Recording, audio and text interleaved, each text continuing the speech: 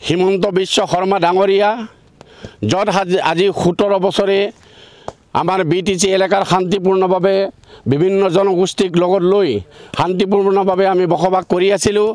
তাতে আকৌ অশান্তিৰ সৃষ্টি কৰিবৰ কাৰণে তেখেতে আজি ৰাজনৈতিকভাৱে কৌশলগত ব্যৱস্থা গ্ৰহণ কৰা হৈছে।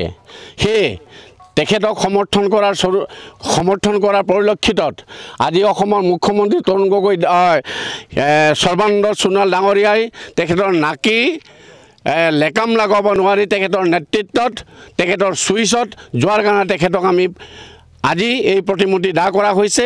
তেখেতলোকক আমি ভৱিষ্যতবাণী দিছোঁ, অহা 2021 বৰ্ষত আমি আউট অফ BTCত তেখেতলোকৰ গাদী ৰক্ষা কৰিবৰ কাৰণে আজি এই আমি কাৰ্যসূচী গ্ৰহণ কৰা হৈছে।